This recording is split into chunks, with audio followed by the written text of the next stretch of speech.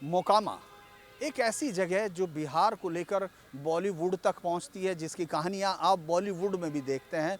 मोकामा इस समय हम उसके स्टेशन पर हैं। 1934 का ये स्टेशन इतिहास में कई सारी चीज़ों को अपने साथ समेटे हुए, जैसे मोकामा की कहानी आपके साथ बाहुबली और माफियाओं के आपसी जंग की कहानी सुनाती है, तो ये स्टेशन इतिहास के साथ जुड़े एक गौरवशाली पन्ने का अंश है, क्योंकि यही प्रफुल्ल चाकी यानी 1908 में खुदीराम बोस के वो सहयोगी जिन्होंने मिलकर जब अंग्रेज उस पर हमला किया था बम के साथ, और उसके बाद वो वहाँ से निकले तो यहाँ उन्होंने सुसाइड किया था। आगे जाकर शहीद गेट भी बना हुआ है और उनकी कहानी भी, लेकिन ये एक गौरवशाली पन्ने की कहानी है। लेकिन जब मोकामा की कहानी शुरू होती है तो उसमें बाहुबली आते हैं, उसमें माफिया आते हैं, उसमें गैंगवार आती है, अपहरण आते हैं, हिंसा का एक लंबा दौर आता है और मर्डर्स की कहानियाँ लगातार आपको सुनाई देती हैं।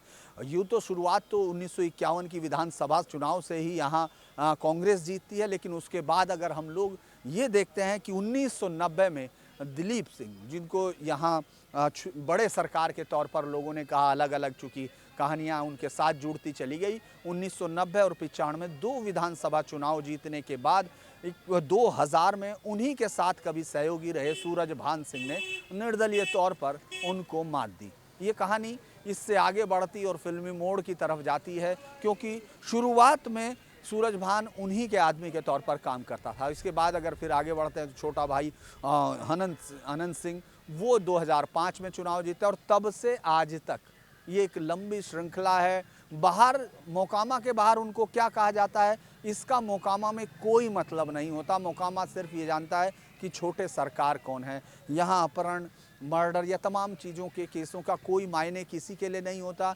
जातीय आधार पर अगर बात होती है तो उस पर चुनाव में वोट हो सकता है, या फिर अनंत सिंह की वो कहानी लंबी चलती है जो अब आप फिल्मों में देखते हैं। उनका स्टाइल, उनकी गाड़ियाँ, उनके घोड़े, उनकी तमाम चीज़ों पर यहाँ लोग आते हैं। तमाम, चाहे वो न्यूज़ इंडस्ट्री हो, चाहे मीडिया हो, वो तमाम लोग उन्हीं पर केंद्रित होता है। लेकिन बात यहाँ अगर विकास की जाए या कहानी की जाए तो आपको दिखेगा कि ये शहर अभी किस किस चीज़ की तलाश में है।